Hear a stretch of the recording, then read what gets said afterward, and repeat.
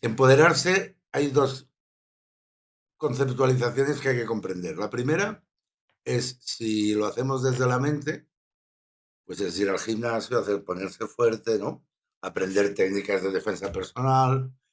Y si lo hacemos desde la conciencia, que es de lo que vamos a hablar hoy, pero que es necesario remarcar la parte de la mente porque vamos a hablar de ella también, pues desde la conciencia empoderarse es muy sencillo. Es aprender a decir no. Así de sencillo. Empoderarse es aprender a decir no. Claro, ya sabes que las técnicas que yo practico parten de la base de que todo lo que ocurre en mi vida es porque yo lo he elegido o porque lo permito. Entonces, hay muchas cosas de las que quizá yo no soy consciente de que lo elijo, ¿no? Y para ser consciente hay dos caminos.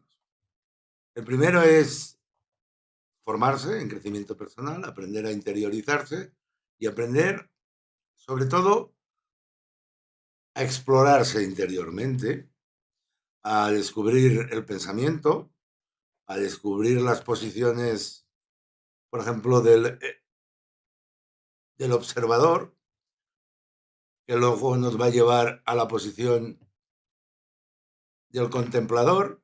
El contemplador nos llevará al consciente. En el consciente veremos cómo nosotros ejecutamos el libre albedrío o la capacidad de decir sí o no.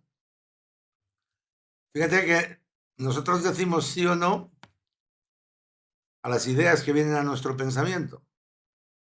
A esas ideas que decimos sí, entran en nuestra vida, se transforman en posibilidades. Si a esas posibilidades yo también digo sí, eso lo vivo. Y esto funciona así porque es un mecanismo que existe en el alma, es un mecanismo que hace que nosotros tengamos siempre todo aquello que necesitamos tener, para que nunca nos falte de nada. Este mecanismo funciona porque cuando nuestra vida empezamos a experimentar y a vivir, se generan necesidades. Esas necesidades, si se reconocen y se desean satisfacer, automáticamente generan una idea. Esa idea, si la aceptamos, se transforma en posibilidades. Si escogemos una posibilidad, entra a la materia, lo vivimos y cubre la necesidad que teníamos. Esa carencia la hemos satisfecho a través de una vivencia, ¿no? Ese es el mecanismo, para que todo aquello que necesitemos y reconozcamos como necesidad y deseemos satisfacer, automáticamente va a generar una idea que se va a transformar, va a venir al consciente para ser aceptada.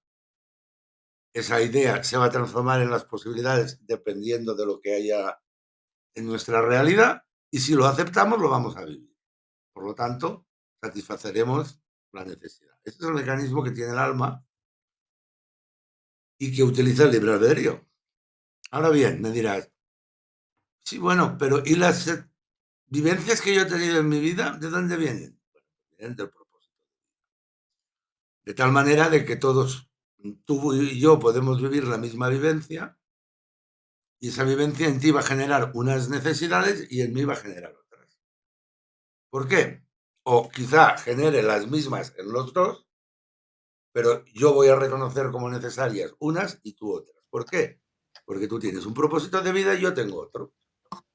Entonces, el propósito de vida es el que nos hace definir qué es necesidad y qué no lo es. Ese es el mecanismo que todos tenemos y el que hay que desatascar, desoxidar y utilizar con poder.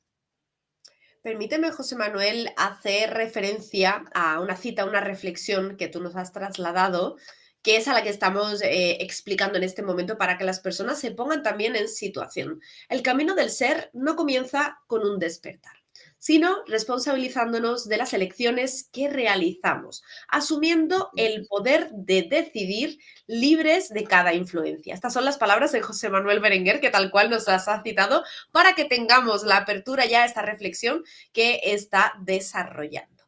Pues hoy Eh, vamos a explicar un poco más sobre esas frases. Perfecto. Ahora entro yo si quieres y vamos a la segunda parte del tema, que tengo una pregunta muy interesante para ti. Pues fíjate, todo eso que has dicho, que yo es lo que digo, lo digo en función de la experiencia que yo tengo, no de lo que he leído, ni de lo que me han dicho, ni de lo que me han contado. Entonces, ya ancestralmente, tradicionalmente, históricamente, se ha dicho que el camino del espíritu empieza por conocerse a uno mismo, y es cierto. Pero claro, si tú te crees que eres el cuerpo y empiezas a comprender el cuerpo, uh, es como si dijéramos un camino larguísimo hacia el espíritu, pero bueno, ese camino te llevará al espíritu. Si tú ya has recorrido parte de ese camino y tienes cierta conciencia y sabes que ves la vida filtrada, porque la ves a través de los componentes pues, genéticos, heredados, sociales, culturales y todos esos filtros que todos nos hemos creado en nuestra realidad y por lo tanto vivimos la vida interpretada.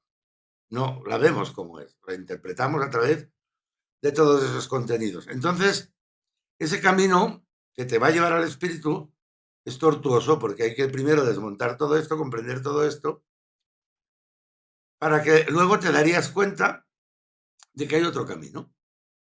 Claro, miras, ¿qué camino es? Hombre, pues si yo me interiorizo y empiezo a explorar mi pensamiento, cómo funciona, cómo tomo las decisiones, buscar el camino del espíritu es muy sencillo. Es muy sencillo. Y no he escuchado a nadie nunca que lo diga. Si uno aprende a interiorizarse y quiere buscar al espíritu, quiere ir hacia el espíritu, no tiene más que seguir el poder que hay dentro de él. Entonces, claro, nosotros solo tenemos un poder. Y ese poder es la capacidad que se nos ha otorgado de decir sí o no. O lo que es lo mismo, el libre albedrío, ¿no? Si yo exploro eso, si yo exploro de dónde viene aquello a lo que yo digo sí o digo no, por qué viene esto que yo tengo que decir sí o no, y me doy cuenta de que realmente yo soy el responsable de mi vida y que tengo esa capacidad de decir sí o no, si yo exploro ese elemento dentro de mí, es la puerta del espíritu. Eso me llevará al espíritu y a los mundos superiores. No hay otra puerta. Ahora bien, ya sabéis que muchos que han hablado de esto han dicho que la puerta del espíritu es como el ojo de una aguja. Y es cierto. ¿Por qué? Porque como el ojo de una aguja es la presencia de nuestro espíritu aquí. Fíjate que nuestro espíritu, que podemos decir que es un ser del universo, ¿no? Entra en el alma y cuando encarna solo tiene un poder. Es decir sí o decir no, no tiene otro. No tiene otro. Ahora, en vez de aprender a decir sí, a decir no, explorar y buscar esta vía para llegar al espíritu, ¿qué hacemos? Pues nos hemos rendido a los poderes de la mente, a la capacidad mental, nos hemos dedicado, en vez de a vivir, a interpretar la vida, con lo cual no nos enteramos de la vida ni a misa a la mitad, que dicen, ¿no? ¿Por qué? Porque cuando me viene una vivencia y mi mente la interpreta de acuerdo a lo que ya he vivido antes y yo acepto esa interpretación, ya no recibo conscientemente la información que esa vivencia traía para mi crecimiento, para mi proceso evolutivo, para cumplir mi propósito de vida. ¿Por qué? Porque la mente se ha colado, yo le he aceptado la interpretación y me quedo en mi zona de confort, no se me va a mover nada, no voy a crecer, no voy a evolucionar, mucho menos voy a ir hacia el espíritu.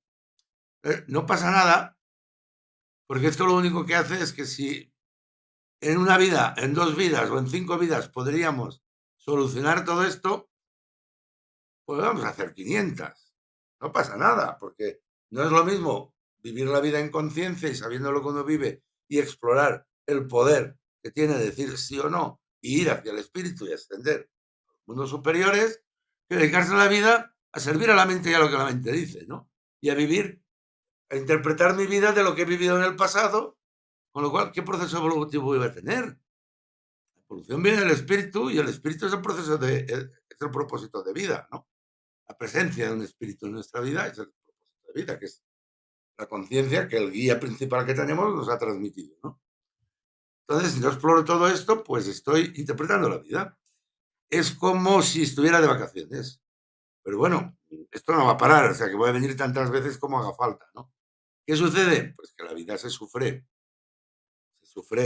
causa dolor, porque el dolor es uno de los elementos que nos mueve, que nos enseña, ¿no? Y claro, pues lo que pudiera haber aprendido con un sufrimiento de 5, pues tengo que sufrir 1000, ¿no? Para aprenderlo.